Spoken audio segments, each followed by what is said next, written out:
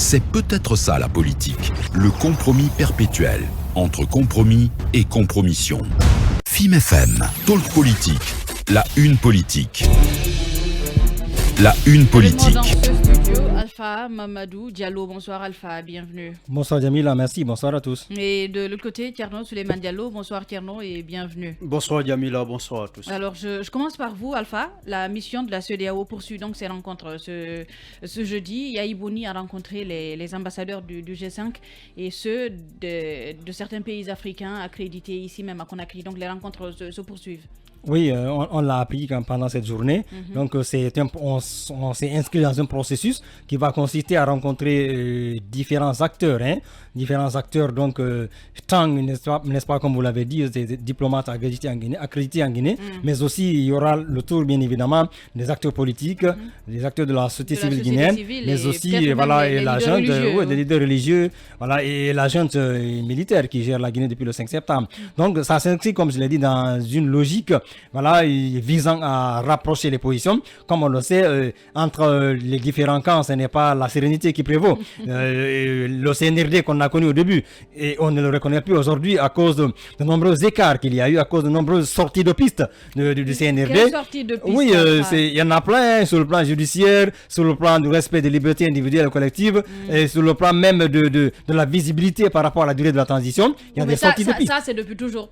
Bon, au début, quand même, on pensait qu'on leur avait donné le bénéfice de la bonne foi et on leur avait laissé un moment de grâce au début. Mais au fil du temps, on a compris qu'en réalité, il y avait une sorte d'écran de fumée et on ne voyait pas de l'autre côté du terrain. Ce qui fait que, quelque part, il y a un déficit de confiance aujourd'hui et le dialogue tant souhaité par les uns et les autres ne vient pas à point nommé. Donc, ce dialogue, il manque. Il faut donc rétablir le fil du dialogue. Il faut rétablir la confiance entre les acteurs. Il faut que chacun lâche du lest, tant au niveau du CNRD qu'au niveau des acteurs politiques, voilà, par rapport notamment à la durée de la transition, au chronogramme, tout ce qui doit être fait pour justement permettre à notre pays quand même de sortir de l'ornière. On a trop tergiversé dans ce pays. Tout le temps, c'est des retours en arrière. Tous ces temps-là, c'est un retour à la case départ. Donc notre pays doit pouvoir vraiment finir avec ça pour penser progrès, pour penser développement. Et hier, le président de la CEDEAO, en exercice de la CEDEAO, Mor Sissoko Embalo, était là. Beaucoup pensaient qu'il allait rencontrer la classe politique, mais ça n'a pas eu lieu. Il a rencontré les membres du CNRD, le président de la transition et le ministre des Affaires étrangères. Il n'y a pas eu de rencontre entre lui et les acteurs politiques, comme beaucoup le pensaient. Oui, c'est vrai. Est-ce que ça faisait partie du chronogramme? Est-ce que ça faisait partie du programme? Beaucoup estiment que c'est les autorités de la transition elles-mêmes qui s'y sont opposées. Oui, bon, peut-être. Est-ce qu'on a des preuves? Est-ce que c'est vraiment ça, là, est la question? Mais toujours est-il que moi, je pense que Omaro Sissoko Embalo était là, peut-être pour venir présenter le médiateur qui n'était pas encore venu. Il est chef d'État en exercice de la CEDEAO. Il vient présenter le médiateur de la CEDEAO qui doit désormais jouer le véritable rôle sur le terrain. Donc c'est un envoyé. Il ne fallait pas qu'il vienne comme ça et tout seul. Il fallait qu'il vienne avec mais il y a une délégation. Il y a une délégation. Oui, mais le chef de la délégation quand même, c'est le président en exercice de la CEDEAO. Donc est-ce que c'était vraiment dans le chronogramme de la CEDEAO de rencontrer les autres? On a un médiateur. Il appartient, je pense à celui-là, de rencontrer toutes les parties prenantes, n'est-ce pas, au processus, au dialogue, pour voir maintenant dans quelle mesure on peut discuter, dans quelle mesure on peut aplanir les différentes divergences pour justement sortir de l'ornière. Alors, Tierno, à votre avis, quel impact auront ces rencontres entre Bouniaï et les acteurs concernés dans la crise guinéenne? Quand je dis les acteurs concernés, ce sont les membres du CNRD, les autorités guinéennes et la classe politique, la société civile. Quel impact, à votre avis?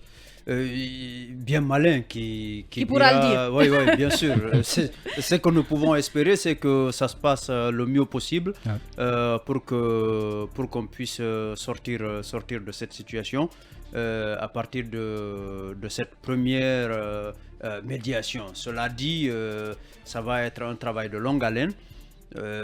Donc tout dépendra d'abord des bonnes dispositions des autorités à vraiment travailler de concert avec les autres parties prenantes, y compris la communauté internationale, pour aider le pays à opérer son retour à l'ordre constitutionnel. Je crois que si vraiment les autorités étaient dans des dispositions d'aller dans ce sens-là, il n'y a pas de raison que ça n'avance pas. Un des points importants justement de ces rencontres ou de cette transition de façon plus globale, c'est la durée de la transition. On se pose la question de savoir est-ce qu'il va réussir à faire fléchir le CNRD sur la question. Parce que jusque-là, on est sur les 36 mois, on ne sait pas ce qu'il va... Vous l'avez dit, c'est l'une des inconnues de l'équation. Mais ce n'est pas que ça. Des grandes inconnues. D'accord. Mais il y en a beaucoup d'autres. Et encore une fois, tout dépend des dispositions des autorités et probablement du poids que la communauté internationale pourra peser dans le débat pour faire fléchir. Parce que avoir les choses telles qu'elles ont évolué jusque-là... Et de quelle marge la communauté internationale dispose aujourd'hui pour faire fléchir ce CNRD? À ce niveau... Parce qu'on a l'impression qu'ils sont intraitables sur la question. Oui, justement. Vous savez, ils nous ont donné beaucoup d'impressions, mais entre-temps, quand même si ce n'est pas de façon spectaculaire, les lignes sont en train de bouger. Comparativement au départ, il n'y avait pas question d'avoir un médiateur. Il y en a un qu'ils n'ont pas accepté, mais qu'ils ont fini par accepter. Ibn Shambaz. Oui, Ibn Shambaz, qu'ils n'ont pas accepté dès le départ. Et finalement... mais de façon officielle, ils l'ont toujours dit, ils n'ont jamais recusé Ibn Shambaz.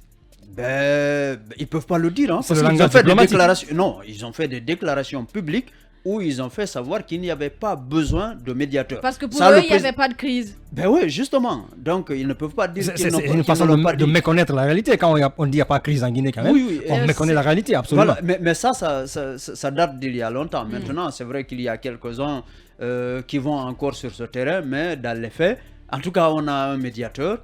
Il y a des délégations de la CEDEAO qui ont séjourné et qui continuent de séjourner dans nos murs. Il y a des rencontres qui sont en train de s'opérer. Tout cela, malheureusement, se passe dans un contexte où il y a une véritable rétention de l'information. Et tout cela se passe en l'absence du Premier ministre. Oui. Il y a un Premier ministre intérimaire. Sauf qu'il y en a un par intérim. Moi, je ne trouve absolument pas de problème là-dessus. À partir du moment où le premier est indisponible et que quelqu'un d'autre a été nommé à sa place, et donc c'est pour... mais c'est une question très importante de la transition. Oui, je n'en disconviens pas, mais quand... C'est la toute première fois que Yahi Boni vient à Guinée en tant que médiateur. On est dans l'administration Djamila. C'est pas une question de personne. C'est l'administration, c'est l'État guinéen. Ça ne peut pas être bloqué par un individu. Fut-il... Oui, mais quand vous dites un individu, c'est comme si c'était un individu... Non, je reconnais tout ce que représente... Alors que ce n'est pas le cas, c'est le Premier ministre. C'est lui qui est Premier ministre depuis le début de cette transition. Mais c'est lui qui est en congé. C'est lui qui est momentanément indisponible. Et il se trouve que la situation doit évoluer. Donc c'est lui qui le remplace de façon intérimaire. En tout cas, c'est ce qui nous a été servi pour l'instant. Il joue son rôle. C'est ce qui est prévu. Est-ce qu'il joue vraiment son rôle? Par rapport à la question, on verra bien. Moi, je suis pas d'accord avec toi. On verra bien. On verra bien. On verra bien. Là-dessus, non. Le Premier ministre, quand même... Le programme, il était établi d'avance. On savait qu'une délégation de la CEDEAO devait venir.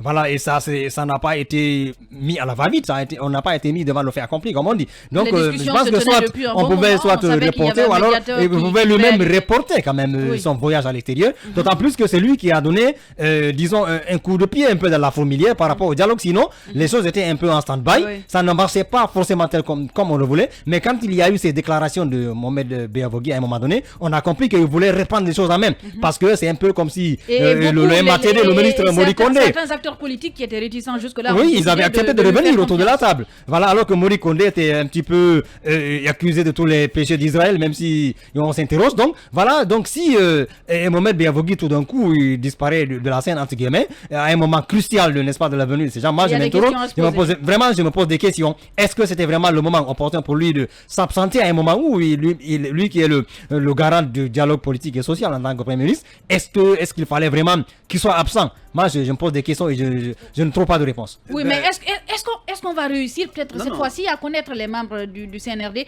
Parce qu'hier, on nous a dit que le président en exercice, le président en exercice de la CEDEAO a rencontré les membres du CNRD. Ce serait bien qu'on sache qui sont ces... Moi, j'étais en train de dire quelque chose avant l'intervention d'Alpha, c'est qu'il y a un flou, il y a un flou artistique qui entoure cette situation. Parce que les délégations de la CEDEAO, parce que là finalement on se rend compte qu'il n'y en a pas qu'une seule, donc les délégations sont venues, elles travaillent disons loin des regards indiscrets, pratiquement... on a empêché la presse à un moment hier par exemple à l'hôtel Kaloum d'avoir accès, c'est un problème, il faut dénoncer ça Thierno Souleymane. Il faut non seulement dénoncer cela, mais aussi relever le fait que à un moment donné, il y a une conférence de presse qui avait été... Est-ce que les journalistes participent aux discussions? Non, pas du tout. Pas les forcément. Journalistes n'ont pas l'habitude de prendre part aux discussions. Ouais, mais quand on dit...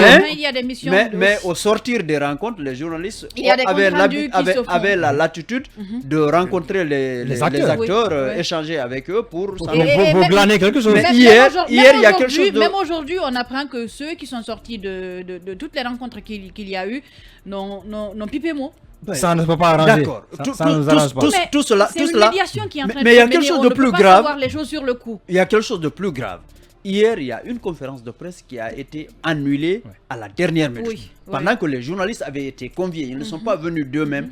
On les a invités à venir. Les journalistes sont venus. Sous la pluie, à un moment donné. Oui, mais à un moment donné, on nous dit non, il n'y a rien à faire là pour vous. Et c'est la même chose qui est arrivée au niveau du CNT. Les rédactions ont été invitées à envoyer des reporters. Il y en a qui ont été envoyés là, toute activité cessante, alors que rien n'était prévu. À la dernière minute, on vous dit d'y aller, vous y allez. On vous dit d'abord, monsieur, s'il vous plaît, ça va se passer en dehors, disons, pas en présence de la presse. Donc, venez là, on vous case momentanément dans une pièce. Après, on dit, bon, restez là, attendez, au sortir de la rencontre, ils vont vous accorder des interviews.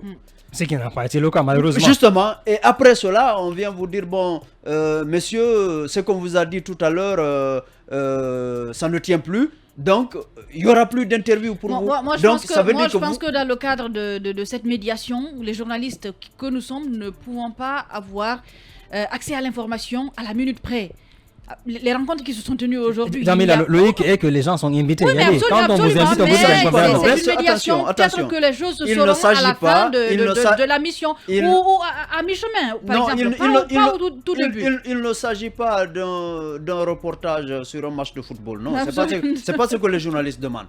Mais il faut également admettre que ce qui se fait, ce n'est pas pour un individu que ça se fait. Il s'agit de la République de Guinée, où il y a des gens ont le droit de savoir. Il y a des journalistes. Les gens ont le droit de savoir. Justement, il y a des journalistes qui informent l'opinion et donc qui doivent savoir ce qui se passe.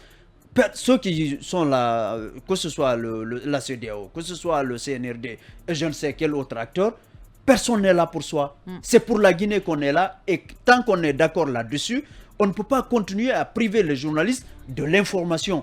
C'est pas du tout normal. Et alors, cette autre actualité...